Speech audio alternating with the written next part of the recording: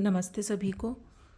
तो आज हम करेंगे जो हमारा चैप्टर रह रहा था क्लास 10th का साइंस का चैप्टर 2, जिसके हमने कुछ सवाल जो थे वो पहले ऑलरेडी मैं अपलोड कर चुकी हूँ इसकी प्रीवियस वीडियो में। अम्ल, क्षार एवं लवण, तो उससे रिलेटेड जो आपके प्रश्न उत्तर आने वाले हैं एग्ज़ाम में, उससे रिलेटेड एक वीडियो प्रीवियसली मैं अपलोड कर चुकी हूँ इसके पहले वाला, जिसमें हमने एमसीक्यू, बहुविकल्पीय प्रश्न और कुछ एनसीईआरटी एग्जाम्पलर के प्रश्न जो हैं वो सॉल्व किए थे। अब इस चैप्टर में से आपके आने क्या वाला है, आपके इस चैप्टर में से आएंगे एक तो बहुविकल्पीय प्रश्न आएगा, एक आएगा अति लघुत्रात्मक प्रश्न जो कि 1 नंबर का रहने वाला है। उसके बाद आपका आने वाला है एक लघुत्रात्मक प्रश्न जो कि है शॉर्ट क्वेश्चन, जो आएगा 2 नंबर का। ठीक है, ये देखिए। और एक आएगा आपका लॉन्ग क्वेश्चन जो कि 3 नंबर का होगा, और 3 नंबर के 2 पार्ट्स होंगे, एक 1.5 नंबर का एक सवाल होगा और एक 1.5 नंबर का दूसरा सवाल होगा, मतलब 2 पार्ट्स होंगे, ए और बी लॉन्ग क्वेश्चन के। तो आज हम जो डिस्कस करने वाले हैं वो हैं आपके वेरी शॉर्ट क्वेश्चन, किस टाइप का वन मार्क का क्वेश्चन आपके आ सकता है। दूसरा है आपके शॉर्ट क्वेश्चन 2 नंबर के किस टाइप के आएंगे, और तीसरा है आपका लॉन्ग क्वेश्चंस। तो ये तीनों क्वेश्चंस आज हम डिस्कस करने वाले हैं, और ये हम करेंगे एनसीईआरटी एग्जाम्पलर्स के जो क्वेश्चंस हैं वो, और मैंने लास्ट 10 ईयर्स के क्वेश्चंस नोट डाउन करके रखे हैं। सेकेंड थिंग इज आपके बुक के बीच में से भी जो इम्पोर्टेंस क्वेश्चंस बन रहे हैं या बनेंगे वो सब मैंने नोट डाउन करके रखे हैं, वही हम आज यहाँ पे डिस्कस करेंगे। और हाँ, अर्धवार्षिक का पेपर आपके हो चुका है, तो आपको आइडिया हो जाएगा कि जो क्वेश्चंस मैंने करवाए हैं उसमें से काफ़ी क्वेश्चंस, जो फर्स्ट चैप्टर था रासायनिक अभिक्रियाएं एवं समीकरण, उसमें से भी काफ़ी क्वेश्चंस आए। सेकंड थिंग इज अम्ल, क्षारक एंड लवण में भी जो आपके अर्धवार्षिक पेपर है आप चेक कर लीजिएगा, रीचेक कर लीजिएगा। जो मैं अभी क्वेश्चंस बताऊंगी काफ़ी क्वेश्चंस उसमें पूछे गए हैं। ठीक है, तो हम शुरू करते हैं हमारी एनसीईआरटी एग्जाम्पलर से। और पहला क्वेश्चन आपको दिया हुआ है क्वेश्चन नंबर 31। इसके पहले के हम लोग डिस्कस कर चुके हैं। कॉलम ए में दिए गए अम्लों का सुमेलन कॉलम बी में दिए गए उनके सही स्रोतों से कीजिए। आपको यहाँ पे कुछ अम्लों के नाम गिवन है, आपको ये बताना है कि ये किस में उपस्थित होते हैं। यहाँ पे कुछ पदार्थों के नाम गिवन है, खाने वाले पदार्थों के नाम, तो ये उनमें किस किस में प्रेजेंट होता है। तो लैक्टिक किस में होता है, लैक्टिक अम्ल जो होता है हमारा दही में उपस्थित होता है। ठीक है, एसिटिक एसिड किस में होता है, एसिटिक एसिड होता है आपके सिरका में। सिट्रिक एसिड सबको पता है नींबू में होता है, विटामिन सी।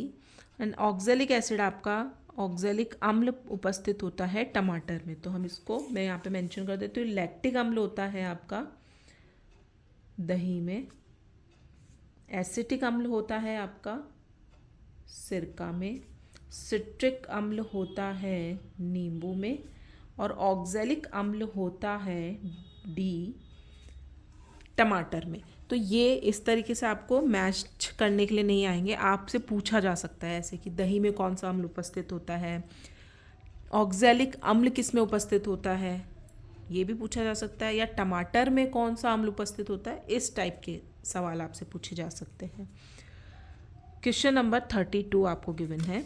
कॉलम ए में दिए गए महत्वपूर्ण रसायनों का सुमेलन कॉलम बी में दिए गए उसके रासायनिक सूत्र। अब ये रासायनिक सूत्र आपको बिल्कुल मुंह जबानी याद होनी चाहिए कि कौन से रसायन का नाम और उसका रासायनिक सूत्र।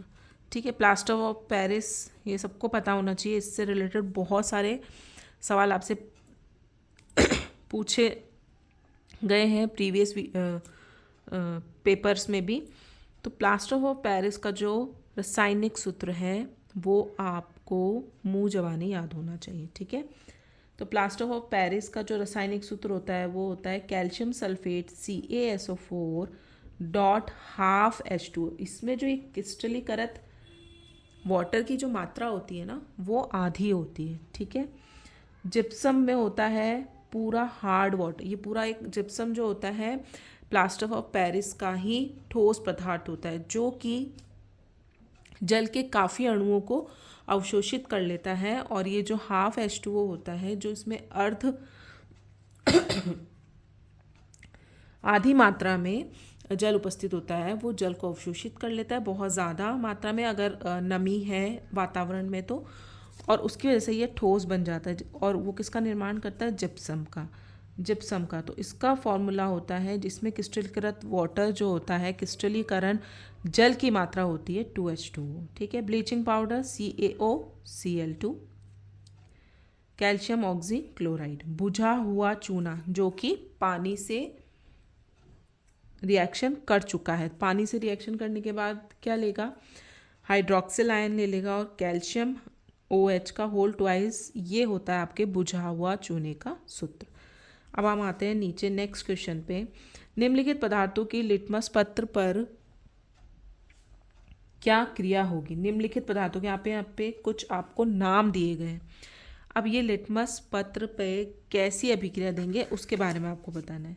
शुष्क HCl गैस, इसका एक सेपरेट क्वेश्चन जो है ना, आपके जो मॉडल पेपर पब्लिश किए हैं अभी राजस्थान बोर्ड ने, उसमें ये एक पूरा प्रश्न बना के पूछा गया है। शुष्क HCl गैस अब ये लिटमस पत्र के प्रति क्या अभिक्रिया देगा? अब ये शुष्क है, मतलब कि इसमें पानी या नमी की मात्रा बिल्कुल भी नहीं है। अब जब पानी की मात्रा नहीं है तो इसमें क्या होगा? जलीय विलयन नहीं है, मतलब कि ये H+ आयन जो हैं वो अवेलेबल ही नहीं रहेंगे। अब जब ये उपलब्ध ही नहीं रहेंगे तो ये लिटमस पत्र की तरफ क्या करेंगे? कोई भी अभिक्रिया नहीं देंगे। तो इसको आप किस तरीके से लिख सकते हैं? ये देखिए, लिटमस पेपर पर कोई परिवर्तन नहीं होगा।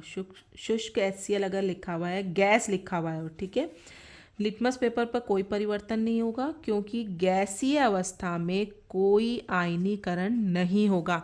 गैस अवस्था में जो HCl होती है वो गैस अवस्था में, तो उसमें आयनीकरण नहीं होगा। आयनीकरण होने के लिए आपके जो आयन होते हैं वो जलीय विलयन में अलग अलग रहते हैं, H+ और Cl-। और जब H+ Cl- रहेंगे तभी वो एसिड और बेस के बारे में, अम्ल है या क्षार है, वो हमें पता चलेगा। तो इसका आंसर क्या हो जाएगा? लिटमस पेपर पर कोई परिवर्तन नहीं होगा क्योंकि गैसीय अवस्था में कोई आयनीकरण नहीं होता है। अब आपको दे रखा है नम NH3 गैस। नम मतलब उसमें थोड़ी सी पानी की मात्रा है, और NH3 क्या होता है? क्षारीय प्रकृति का होता है। तो नम NH3 गैस के साथ क्या ऑप्शन? नम लिखा रहा है मतलब उसमें थोड़ी सी पानी की मात्रा है। पानी की मात्रा होगी तो उसमें आयन बनेंगे, आयन बन जाएंगे तो प्लस और OH- आयन, तो अम्ल और क्षार में आप विभेदन कर सकते हैं इजीली। तो यह क्षारीय प्रकृति की है, इसलिए लाल लिटमस नीला हो जाएगा। लिटमस पेपर के प्रति क्या प्रतिक्रिया देगा? नम NH3 गैस, ये क्षारीय प्रकृति की है इसलिए लाल लिटमस पेपर नीला हो जाएगा, क्योंकि जो क्षार होता है वो लाल लिटमस को नीला कर देता है। अब आता है आपका नेक्स्ट, नींबू का रस। नींबू के रस में आपको पता है अभी अभी हमने पढ़ा सिट्रिक एसिड, सिट्रिक अम्ल उपस्थित होता है। अब सिट्रिक अम्ल उपस्थित होता है, अम्ल है तो अम्ल क्या करेगा? नीले को लाल करेगा। इसमें सिट्रिक एसिड होता है इसलिए यह नीले लिटमस को लाल कर देता है। ठीक है, आपको सिर्फ ये बताना है कि लिटमस पेपर के प्रति ये जो पदार्थ आपको दे रखे हैं ये क्या प्रतिक्रिया देंगे। अब आपको गिवन है कार्बोनीकृत पेय पदार्थ। कार्बोनीकृत पेय पदार्थ होते हैं जिसमें CO2 गैस बनती है। जो हम पेप्सी, थम्स अप, लिम्का वगैरह पीते हैं उसमें क्या करते हैं आप, जैसे ही आप उसको शेक करते हैं तो उसमें से CO2 गैस निकलती है। तो CO2 गैस क्या होती है? इनमें कार्बोनिक एसिड होता है, ठीक है, जो एक कमज़ोर एसिड है और नीले लिटमस को लाल कर सकता है। अब एसिड है, अम्ल है, अम्ल है तो क्या करता है? वो नीले लिटमस को लाल कर देता है।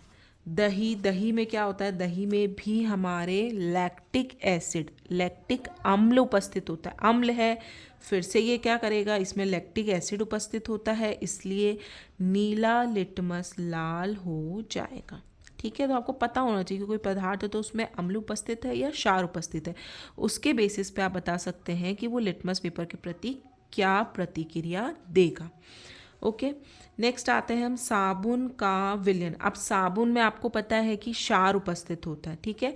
ये क्षारीय प्रकृति के होते हैं और लाल लिटमस को नीला कर सकते हैं। साबुन का घोल क्या करेगा, लाल लिटमस को नीला कर देगा। साबुन हमें पता ही है कि क्षार प्रकृति का होता है।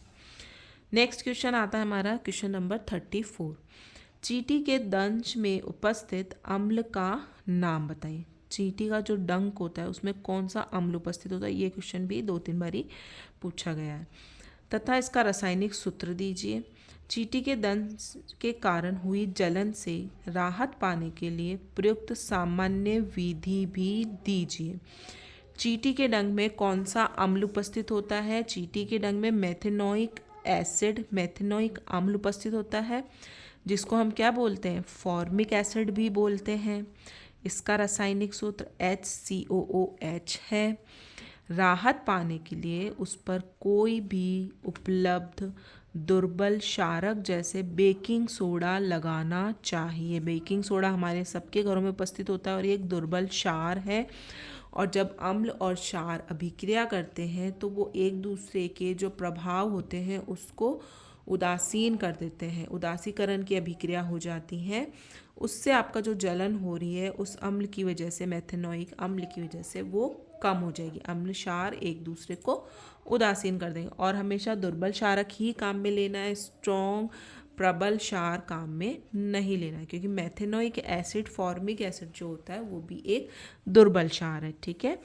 तो ये हो गया आपके चींटी के दंश में उपस्थित अम्ल का नाम मेथेनोइक एसिड। और उससे कैसे राहत पाएंगे, उस पर कोई भी आप दुर्बल क्षार लगा देंगे। जो आपके घर में उपलब्ध है उसका नाम है बेकिंग सोडा, सोडियम बाइकार्बोनेट, ठीक है।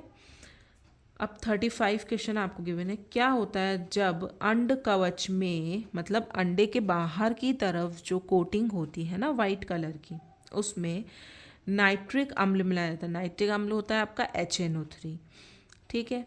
देखिए, कैल्शियम कार्बोनेट का बना, तो जो अंडे का बाहर का जो कवच होता है वो कैल्शियम कार्बोनेट का बना होता है।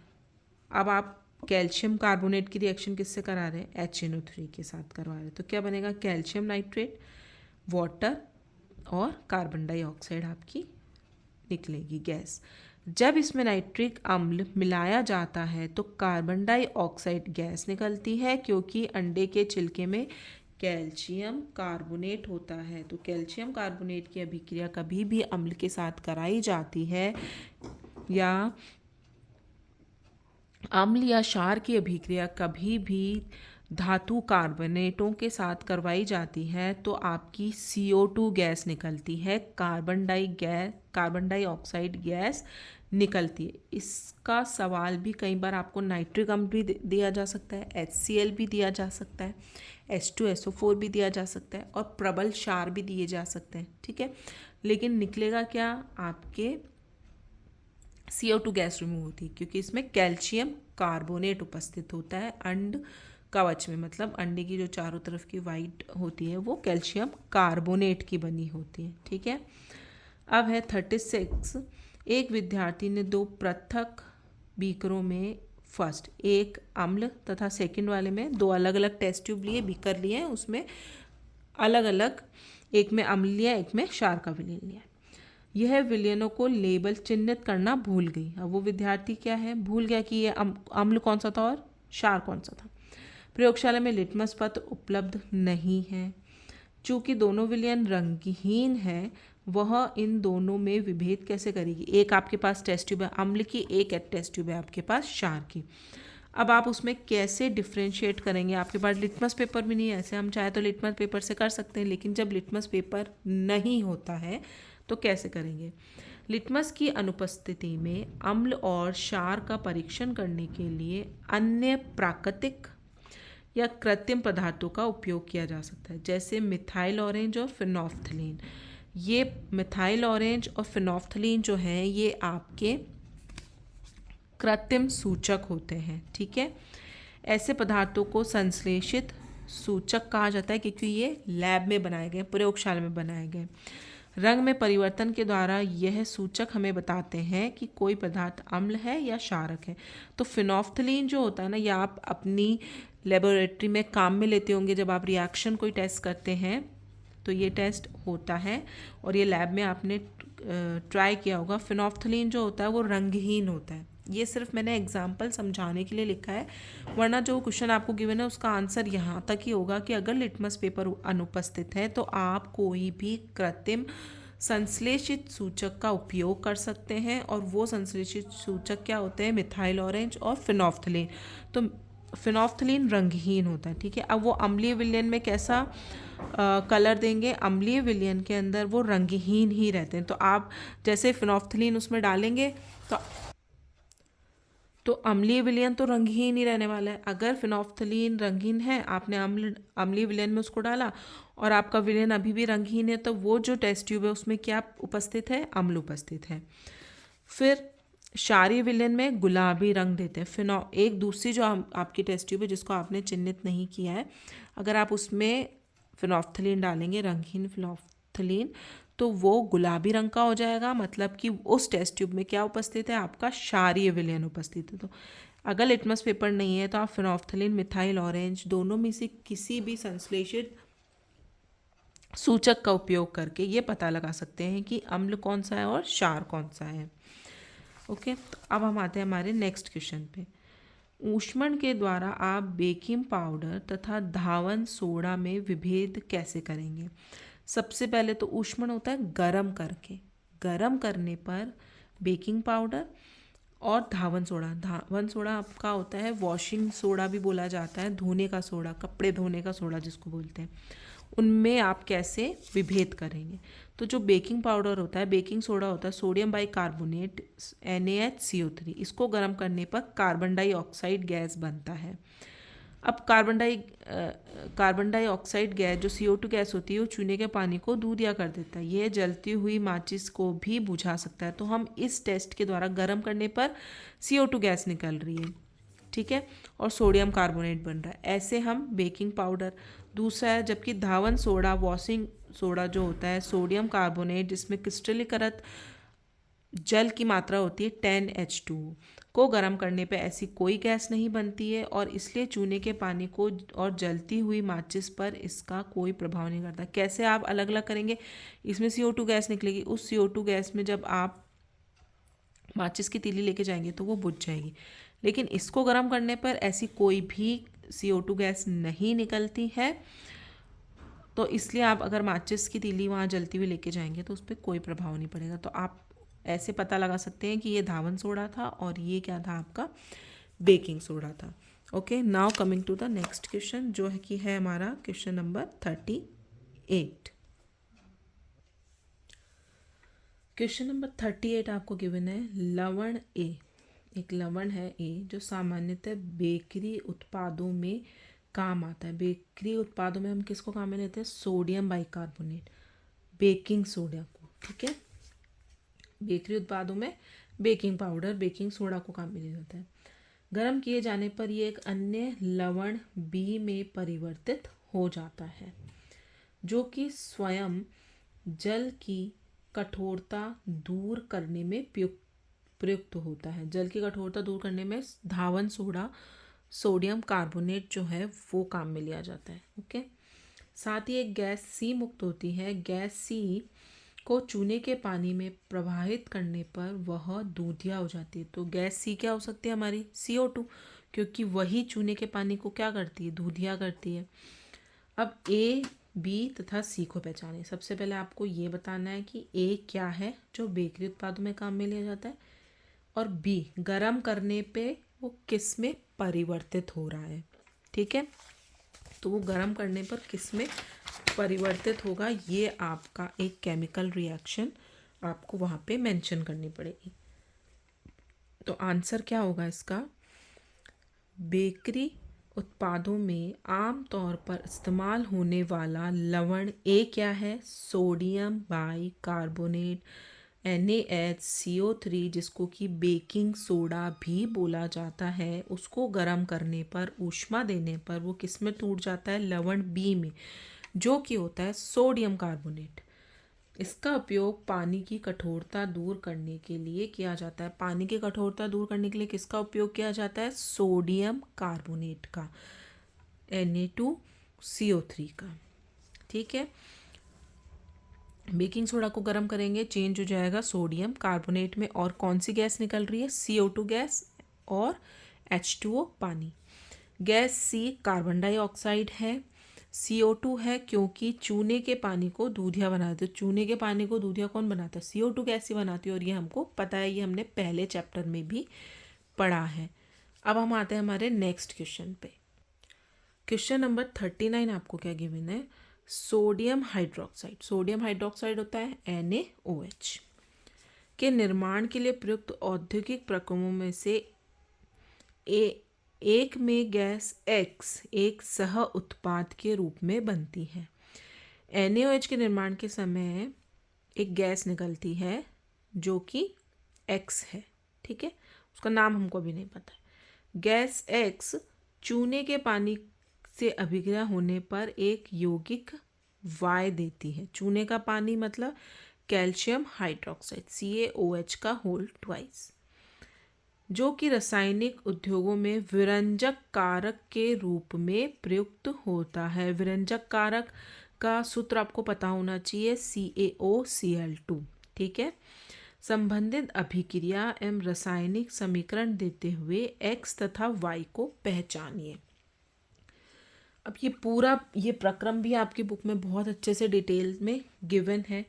अब इसमें कौन सी गैस निकल रही है पहले आपको वो बतानी है, और जो कि चूने के पानी से अभिक्रिया करने पर क्या बनाती है? यौगिक Y बनाती है, और वो जो Y है उसका नाम क्या है? विरंजक कारक के रूप में वो प्रयुक्त किया जाता है। तो क्वेश्चन नंबर 39 का जो आंसर होगा वो क्या होगा? सोडियम हाइड्रोक्साइड NaOH के निर्माण के दौरान हाइड्रोजन गैस और क्लोरीन गैस X उप उत्पाद के रूप में बनते हैं। एक तो हाइड्रोजन गैस बनती है और एक क्लोरीन गैस बनती है। ठीक है, दो गैस बनती है। क्लोरीन जो है वो एनोड पे जाती है, तो X क्या हो गया हमारे? Chlorine gas. क्लोरीन गैस चूने के पानी कैल्शियम हाइड्रोक्साइड OH का होल ट्वाइस के साथ प्रतिक्रिया करके ब्लीचिंग पाउडर CaOCl2 विरंजक चूर्ण जिसको बोला जाता है ये बनाती है, जो कि एक विरंजक कारक है। तो X क्या हुई हमारी? क्लोरीन गैस हुई, और Y जो है कैल्शियम ऑक्सीक्लोराइड। इसका रासायनिक सूत्र तो CaOCl2 होता है, और कैल्शियम O का ऑक्सी, क्लोरीन का क्लोराइड, तो कैल्शियम ऑक्सीक्लोराइड इसका रासायनिक नाम है। कई बार आपको रासायनिक सूत्र देके रासायनिक नाम भी पूछा जा सकता है, और ये भी पूछा जाता है कि जो विरंजक चूर्ण होता है, ब्लीचिंग पाउडर होता है, उसका रासायनिक नाम बताइए। तो ये सारे नाम जो हैं आपको पता होने चाहिए। विरंजक चूर्ण, bleaching powder, calcium oxychloride CaOCl2, ये नाम आप एक साथ एक जगह लिख लीजिए ताकि याद करने में आपको आसानी रहे। अब हम आते हैं हमारे नेक्स्ट क्वेश्चन पे। नेक्स्ट क्वेश्चन में आपको एक तालिका गिवन है, और इसमें ये दे रखा है कि कुछ छूटे हुए अम्ल, कहीं पे अम्ल छूटा हुआ है, कहीं पे क्षार छूटा हुआ है, और वो आपको फिल करना। तो इस तरीके के सवाल जो है बोर्ड में नहीं पूछे जाते, राजस्थान बोर्ड में तो बिल्कुल भी नहीं पूछे जाते। तो इसको हम यहाँ पे अभी यहाँ पे स्किप कर देते, और हम आते हैं नेक्स्ट क्वेश्चन पे। क्वेश्चन नंबर 41, प्रबल एवं दुर्बल अम्ल क्या है? प्रबल अम्ल क्या होता है, दुर्बल अम्ल क्या होता है?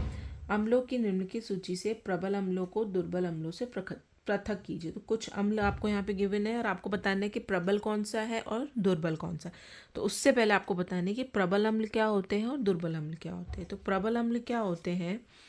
वे अम्ल जो जलीय घोल में, जलीय विलयन में पूरी तरह से हाइड्रोजन आयनों में विघटित हो जाते हैं। ये हाइड्रोजन आयन पानी के अणुओं से जुड़कर हाइड्रोनियम आयन H3O+ आयन बनाते हैं और हाइड्रो आयनों की उच्च सांद्रता बनाते हैं। तो मतलब अगर उसमें H+ आयन या फिर उसमें हाइड्रोनियम आयन जलीय विलयन है तो वो जल के अणु के साथ जुड़ जाएगा और एक हाइड्रोनियम आयन बनाए। तो हाइड्रोनियम आयन की सांद्रता जितनी ज़्यादा होगी या H+ आयनों की सांद्रता जितनी ज़्यादा उच्च होगी वो अम्ल क्या होगा, प्रबल अम्ल होगा। और दुर्बल अम्ल क्या हो जाएगा, वे अम्ल जो जलीय विलयन में हाइड्रोजन आयनों में पूरी तरह से विघटित नहीं होते हैं, जिसमें हाइड्रोजन आयनों की जो सांद्रता होती है वो कम होती है। ठीक है, तो वो हो जाते हैं आपके दुर्बल अम्ल। तो प्रबल अम्ल आपके 3 ही है, हाइड्रोक्लोरिक अम्ल HCl, दूसरा है आपका सांद्र सल्फ्यूरिक अम्ल H2SO4, और उसके बाद आता है आपका नाइट्रिक अम्ल HNO3। ये तीनों आपके प्रबल अम्ल में आते हैं क्योंकि इनका जलीय विलयन पूरी तरीके से आयनीकृत हो जाता है और H+ आयन बहुत ज़्यादा मात्रा में उपस्थित होते हैं।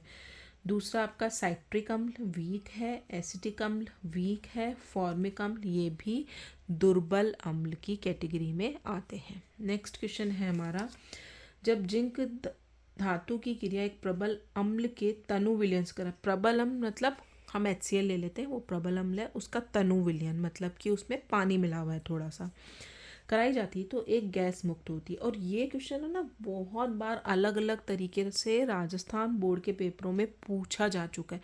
जिंक की प्रबल क्षार के साथ भी पूछी जा सकती है, प्रबल क्षार के तनु विलयन, इसका एक क्वेश्चन आएगा बाद में, मैं आपको बताऊंगी वो। तो जिंक जब भी धातु के साथ में कोई भी अम्ल या क्षार, प्रबल अम्ल या प्रबल क्षार का जलीय विलयन जब अभिक्रिया करते हैं तो कौन सी गैस मुक्त होती है, उसमें आपकी जो गैस मुक्त होती है वो होती है, ये देखिए यहाँ पे ये लॉन्ग क्वेश्चन में डायग्राम भी गिवन है, उसमें आपकी जो गैस मुक्त होती है वो होती है हाइड्रोजन गैस। ठीक है, तो इसका आंसर क्या होगा, जिंक धातु की क्रिया एक प्रबल अम्ल के तनु विलयन के, प्रबल अम्ल कुछ भी हो सकता है, H2SO4 HCl HNO3, और प्रबल क्षार भी वहाँ पे मेंशन करके आपको दिया जा सकता है। ये देखिए ये आपके मॉडल पेपर में भी क्वेश्चन जो है ये पूछा गया है, जिंक की सल्फ्यूरिक अम्ल से क्रिया पर कौन सी गैस बनती है, आप इसकी पहचान कैसे करेंगे, 2 नंबर का सवाल है। ठीक है, और यहाँ पे भी ये क्वेश्चन थोड़ा सा चेंज करके यहाँ पे आपको बस थोड़ा सा घुमा के ये पूछा गया है कि प्रबल अम्ल के साथ करवाई जा रही है कौन सी गैस निकल रही है, और वो जो गैस निकलती है वो तेलों के हाइड्रोजनीकरण में उपयोग में लाई जाती है।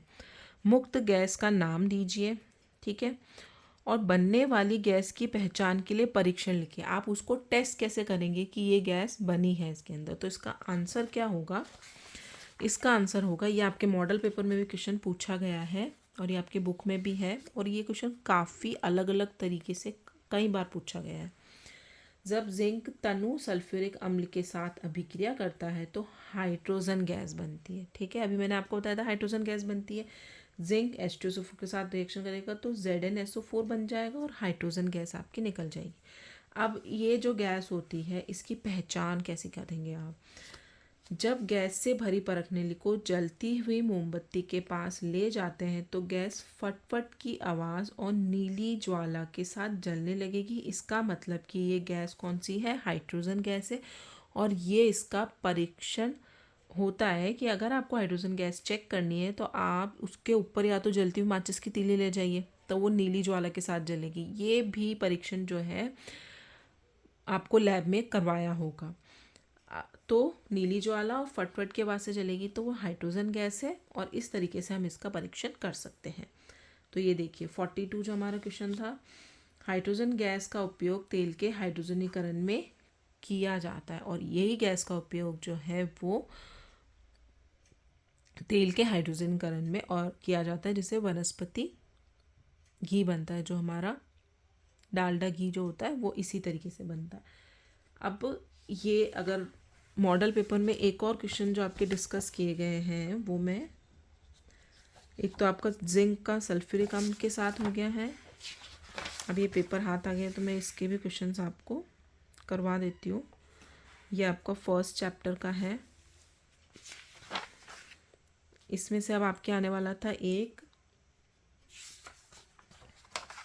MCQ वाले में से, बहुविकल्पीय प्रश्न में से एक प्रश्न है यहाँ पे, 2 नंबर का हम देख चुके हैं।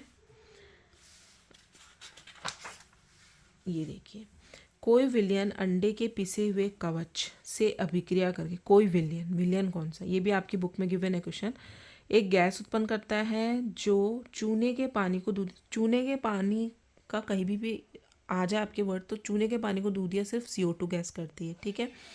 तो अंडे के, अभी हमने क्वेश्चन भी करा था, अंडे के पिसे हुए कवच में क्या होता है, कैल्शियम कार्बोनेट होता है, CO2 गैस निकलेगी, तो कैल्शियम कार्बोनेट के साथ रिएक्शन कौन करेगा, HCl रिएक्शन करेगा, ठीक है। तो H क्या करेगा, NaCl, HCl, LiCl, KCl, तो HCl विलयन की जब अंडे के पिसे हुए कवच के साथ अभिक्रिया करवाई जाती है तो CO2 गैस निकलती है और यही हमारे चूने के पानी को दूध दिया करती है। तो यहाँ पे आपका ये एक बहुविकल्पीय प्रश्न आ गया। उसके बाद एक क्वेश्चन जो 1 नंबर में अति लघुरात्मक प्रश्न, वेरी शॉर्ट में, एक ताजे दूध की pH का मान 6 है, तो दही बन जाने पे pH के मान में क्या परिवर्तन होगा। दही में आपको पता है कि लैक्टिक अम्ल उपस्थित होता है, अम्ल है तो उसकी pH कितनी होगी, 7 से कम होगी और 6 से और भी ज़्यादा कम हो जाएगी, ठीक है।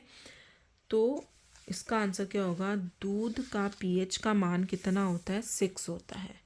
जैसे ही ये दही में बदलेगा pH कम हो जाता है क्योंकि दही अम्लीय प्रकृति का होता है, इसमें मौजूद अम्ल pH को कम कर देता है, ठीक है। तो दही जमते जो pH है वो और भी ज़्यादा कम हो जाएगा, 6 से भी कम हो जाएगा, ठीक है। तो दूध, ताज़ी दूध का pH अगर 6 है तो दही बन जाने पे pH का मान और भी कम हो जाएगा।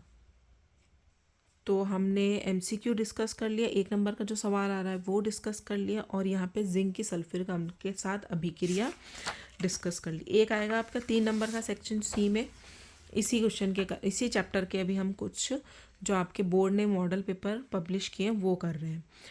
प्लास्टर ऑफ पेरिस को आर्द्ररोधी बर्तन में क्यों रखा जाना चाहिए, मतलब कि वो नमी को अवशोषित ना करे, जो वायुमंडल में नमी उपस्थित होती है, थोड़ा सा पानी उपस्थित होता है, वो उसको ना सोखे, इसलिए उसको किस में रखा जाता है, आर्द्ररोधी बर्तन में रखा जाता है। क्यों रखा जाता है, तो इसका आंसर क्या होगा, प्लास्टर ऑफ पेरिस पानी, नमी की उपस्थिति में या पानी की उपस्थिति में जिप्सम में बदल जाता है, जो कि काफ़ी ठोस पदार्थ है, ठीक है। तो अगर वो ठोस पदार्थ में चेंज होगा तो हम उससे जो हमारी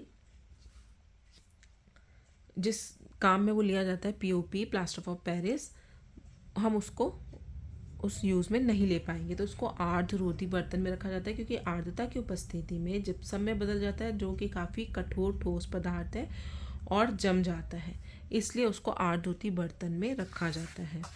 अब एक पूछा है आपके, आश्रित जल विद्युत का चालक क्यों नहीं होता है जबकि वर्षा का जल होता है। अब सीधा सीधा सवाल ये है कि विद्युत का चालन करने के लिए उसमें आयन उपस्थित होने चाहिए। अब आश्रित जल में क्या होता है, आयन ही नहीं होते क्योंकि वो उदासीन प्रकृति का होता है, ठीक है। आश्रित जल शुद्ध होता है जो आयनों में विघटित नहीं होता। अब जब आयन ही उपस्थित नहीं है तो वो क्या करेंगे, तो ये विद्युत का चालन नहीं करता है। जबकि वर्षा के जल में वायुमंडलीय अम्लों की वाष्प और अन्य गैसें घुली हुई होती। पानी के साथ में क्या होता है, वायु में जितनी भी गैसें उपस्थित है वो पानी के साथ घुल जाती है ना।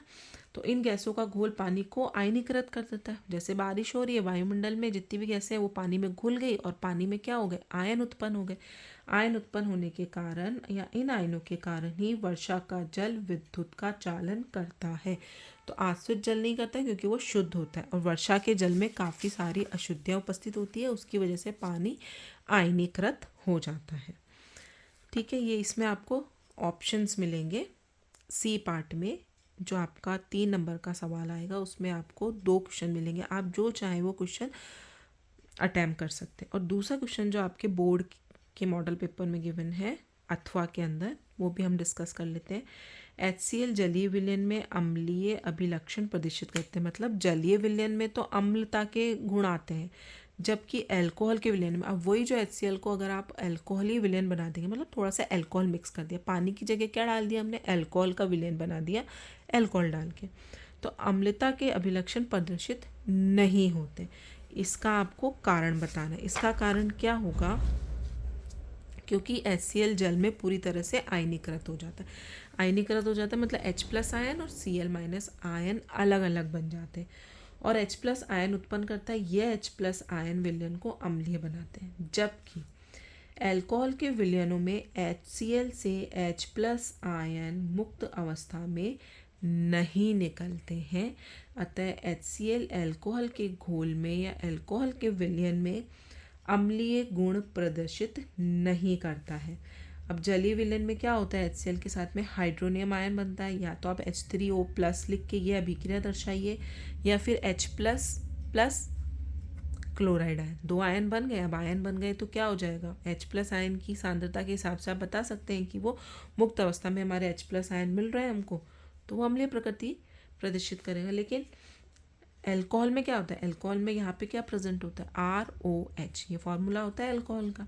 अब HCl आपने घोला तो ये जो H प्लस है ना, ये मुक्त अवस्था में नहीं है, इसने क्या किया, इस OH हाइड्रोक्सिल आयन के साथ अभी क्या करके वाटर बना दिया, H2O बना दिया।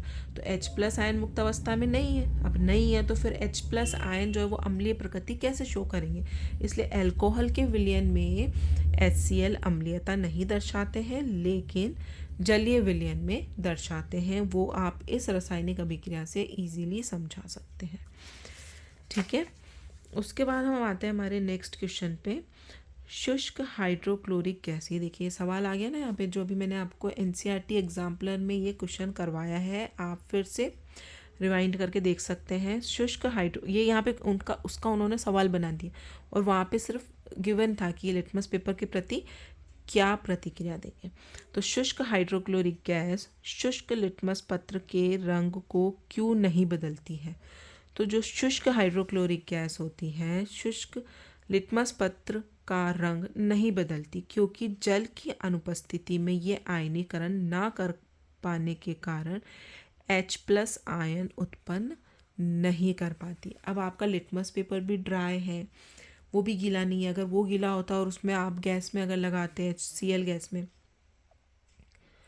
तो शायद थोड़ा बहुत कलर आ जाता, लेकिन नहीं, दोनों क्या है, दोनों शुष्क और शुष्क लिखा है, ड्राई लिखा है, पानी की बिल्कुल भी मात्रा नहीं है। पानी की मात्रा नहीं है तो HCl क्या हो रहा है, आयनीकृत नहीं हो रहा है। जब आयनीकृत नहीं हो रहा है तो वो लिटमस पत्र को क्या करेंगे, कोई भी कलर वो नहीं देंगे, तो लिटमस पत्र के रंग को नहीं बदलेंगे। ओके, क्योंकि H प्लस आयन उत्पन्न नहीं हो रहे। तो ये बात हो गई आपके जो मॉडल पेपर में जो सवाल पूछे गए हैं उनकी। ठीक है, अब हम आते हैं वापस हमारे NCERT के ऊपर। इसमें से आज जो है हमारे सिर्फ शॉर्ट वाले क्वेश्चन हो पाए हैं। कल हम डिस्कस करेंगे इनके लॉन्ग वाले क्वेश्चन जो आपके 3 नंबर में आने वाले हैं। NCERT के एग्जाम्पलर के लॉन्ग क्वेश्चंस और कुछ क्वेश्चंस जो मैंने नोट डाउन किए हैं, जो आपकी बुक के बीच में से आपको पूछे जा सकते हैं, वो क्वेश्चन हम यहाँ पे डिस्कस करेंगे, जो कि मैं नेक्स्ट वीडियो में अपलोड करूँगी। ओके, इनको हम डिस्कस करेंगे कल। तो आप आज जितने भी आपको क्वेश्चंस बताएं उन्हें पढ़िएगा, याद कीजिएगा, क्योंकि बोर्ड के एग्ज़ाम बहुत ज़्यादा पास हैं। तो सर्दियों की छुट्टियों का उपयोग कीजिए। मिलते हैं कल नेक्स्ट वीडियो में। Thank you.